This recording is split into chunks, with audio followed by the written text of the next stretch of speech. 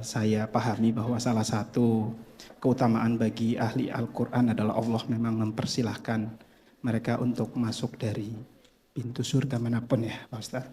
Nah, pertanyaan saya terkait dengan ahli Quran Pak Ustadz, apakah memang hanya dikhususkan untuk orang-orang yang hafal Quran 30 juz, kemudian mengamalkannya setiap hari? Apakah hanya itu atau memang mungkin bagi saya sendiri yang sangat jauh dari itu, gitu ya. Tapi ada keinginan. Ya, terima kasih. Bisa dipahami. Langsung saya jawab ke intinya. Ahli Quran itu ada 3 jenisnya. Ada berapa? Nah, ya. Kalau saya tanya angka nggak apa-apa, jawab nggak usah ragu karena pemilu sudah selesai. 1, ahli baca. Ahli baca. Baca tuh qiraah namanya. Orangnya qari. Jadi orang ini belum hafal Quran 30 juz, tapi senang baca. Tiap hari dia baca karena cintanya pada Al-Quran. Ya? Tapi kalau hafal belum semua. Tapi dia tidak pernah meninggalkan hari-harinya kecuali bersama Quran.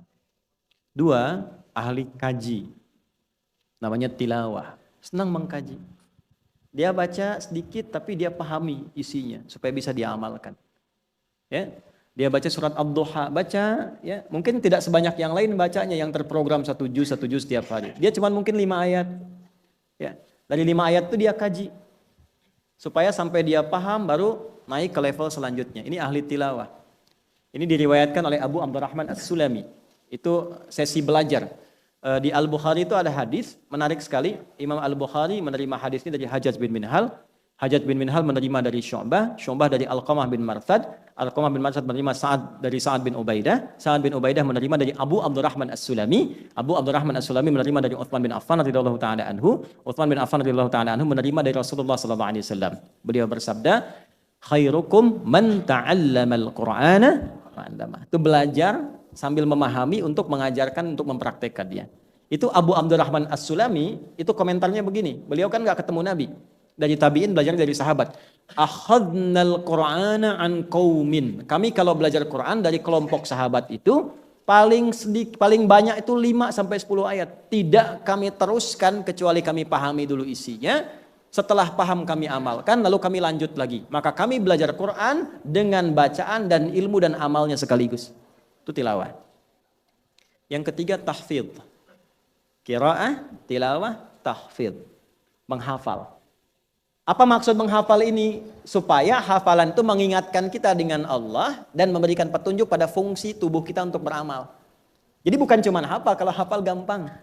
Tapi tidak semua hafalan itu dipakai untuk zikir, untuk ingat Allah. Makanya di Quran, kata menghafalnya itu menggunakan zikir, bukan menggunakan hifz. Ya, misal Quran surah ke-54, ayat 17, ayat 22, ayat 32, ayat 40. Walaqad yassarnal Qur'ana lidzikri, bukan lilhifzi. Ya. Dan Allah jaga Quran pun untuk zikir. Quran surah 15 ayat 9. Inna nahnu nazzalna dzikra wa inna lahu lahafidhun. Kalau hifdzun itu cuma hafal. Dan dijaga hafalannya. Tapi zikrun, hafalan yang dengan hafalan ayat itu menjaga diri kita untuk selalu terkoneksi dengan Allah. Saya hafal misalnya, maaf, ayat lisan. Tadi, ya ayyuhalladzina amanu la yaskhar qaumin qaum. Hafal ayat itu, maka ayat itu menyambungkan kita dengan Allah, terjaga lisan kita sesuai petunjuk Allah saja. Mau dipakai, ayatnya muncul. Jadi nanti tingkat tertingginya begini. Bukan tahu itu salah, tapi Qurannya muncul. Itu tingkat tertingginya. Tingkat tertingginya. Misal, Anda di perusahaan, ada tawaran curang untuk berbuat curang. Anda tahu curang itu haram, itu fitrah. Tapi ahli Quran beda. Ayatnya muncul. Wailul lil mutaffifin. Keluar ayatnya langsung. Nah itulah yang dimaksud dengan bagian ketiga, ahli Quran yang hafal Quran, yang Qurannya menjaga dia berperilaku baik. Tiga-tiganya ahli Quran. Tiga-tiganya. Jadi antum tinggal pilih saja, mau di mana di antara 3 itu. Maka kita bisa gabungkan ketiganya. Paling bagus gabungkan ketiganya. Baca, perbanyak bacaan, sempatkan untuk memahami apa yang dibaca walaupun 1 ayat tiap hari. Misal, 1 hari itu 1 halaman. Ibu kalau 1 lembar itu bolak-balik begini. Kalau satu halaman, satu wajah saja, gini. Satu halaman. Baca satu halaman. Setelah itu, pahami satu ayat saja. Dengan tafsirnya. Apa maksudnya ini? Bismillahirrahmanirrahim sampai waladhdallin itu 7 ayat. 7 ayat. Satu halaman. Setelah baca itu, pernah nggak dalam sehari saya pengen tahu artinya bismillah itu apa tafsirnya? Itu tilawah. Jelas? Setelah itu satu halaman, coba dihafalkan walaupun cuma satu baris. Maka dapat ketiganya. Kita niatkan untuk mencintai Allah. Maka orang yang seperti itu masuk pada golongan yang disebut Nabi ahlullahi wa khassatuh, VVIP-nya Allah Subhanahu wa taala. Bagaimana di hari kiamat saat dia pulang kembali pada Allah? Yang paling indah itu ada satu keluarga. Ini amalan dari Quran ya. Membagi tugas. Ayahnya mungkin gak hafal. Anaknya dihususkan untuk menghafal supaya punya kebanggaan saat pulang. Maka yang terjadi apa? Ketika anak ini menjadi ahli Quran dengan hafalan, ayahnya ibunya tidak hafal. Itu yang saat masuk pertama kali diminta oleh Allah anaknya ini menggandeng bapak ibunya dan keluarga besarnya. Dan tidak cukup masuk dengan menggandeng, diperintahkan lewat hadis Nabi di At-Tirmidzi, nomor hadis 2910 ya sampai 2915, itu diperintahkan Qur'annya yang minta sama Allah, Allahumma hallih, ya Allah jangan dulu masuk surga, kalau bisa mohon berikan mahkota, hiasi ia. Untuk membedakan penghafal Quran, ahli Quran dengan bukan ahli Quran. Fayul basu ilaihi tajul karamah, maka dipakaikan mahkota kehormatan. Ini yang menjadikan seremonial para penghafal Quran kadang pakai mahkota kan. Nah itu adalah gambaran hadis tadi. Pakaikan. Demi Allah ya Bu, Pak, saya tuh bimbing anak-anak penghafal Quran. Jangankan menggambarkan suasana kita pulang. Itu saat prosesi pakai mahkota aja. Tidak ada orang tua yang tidak menangis. Bahkan yang bukan anaknya pun menangis. Karena fitrah itu nggak bisa ditolak. Jadi begitu dipakaikan, lalu diperintahkan oleh Allah, pakaikan juga mahkota untuk kedua orang tuanya, langsung dengan tangan anaknya. Setelah itu Qurannya bilang lagi, Allahumma halli. Ya Allah, bedakan ahli Quran dengan fasilitator. Bahasa kita ya. Fayul basu ilaihi libasal karamah, maka dipakaikan jubah kehormatan. Itu yang dimaksud Quran surah Fatir itu di ayat yang ke-33. Jannatu adni yadkhulunaha yuhallawna fiha min asal wa libasuhum fiha harir. Maka dipakaikan jubah sutra. Di dunia kan haram dipakai. Ya, tapi di akhirat dipakaikan itu sebagai kehormatan yang halal dan paling indah. Pakai mahkota, pakai jubah sutra yang indah, setelah itu pakai gelang-gelang emas yang berkilauan, setelah itu diperintahkan. Pindah ke Quran surah ke-13 ayat 23 sampai 24. Pembuka ayat ini sama persis dengan Quran surah Fatir ayat 33. Di Fatir ayat 33 jannatu adni yadkhulunaha, yang Quran surah 13 ya, Ar-Ra'd ayat 23-nya sama persis jannatu adni yadkhulunaha.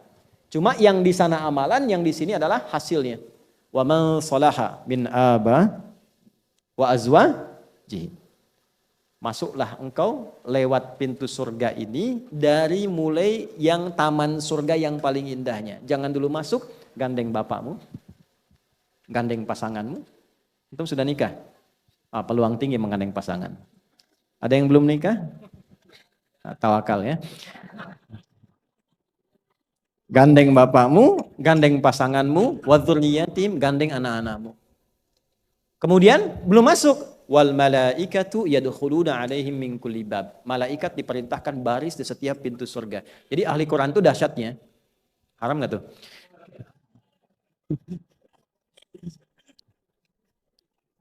Maaf. Jadi ahli Quran itu dahsyatnya begini. Dia disuruh mengelilingi lu pintu-pintu surga, semua pintu surga. Malaikat diminta semua berjejer berdiri menyambut mereka ini. Lalu malaikat mengatakan, Salamun alaikum bima sabartum. Selamat karena Anda sabar saat di dunia. Makanya jadi ahli Quran mesti sabar ya. Sabar, bacanya sabar, ngajinya sabar, belajarnya sabar, menghafal sabar. Karena nanti sudah hafal, tiba-tiba pas ada ayat tertentu, sehari, 2 hari, gak masuk-masuk. Kadang setan tuh begini, hati-hati ya dengan jebakan setan. Setan tuh membiarkan dia hafal banyak dulu. Nasihat saya pada para penghafal Quran, memulai dengan tahap-tahapannya teratur. Jangan diikuti tuh godaan setan. Oh kamu kan cepat hafalannya, perbanyak aja. Nanti begitu banyak ketemu ayat yang susah, dia tawarkan Anda untuk menghentikan semua hafalan Anda. Pelan-pelan. Fani ma'uk badar, sekarang nggak ada capek lagi, nggak ada lelah lagi, silahkan nikmati tempat ini yang paling indah yang belum pernah dijamah. Lalu dibacakanlah Quran yang biasa baca, sekeluarga baca Quran. Bapaknya yang biasa ngaji, walaupun cuma baca, baca yang dibaca.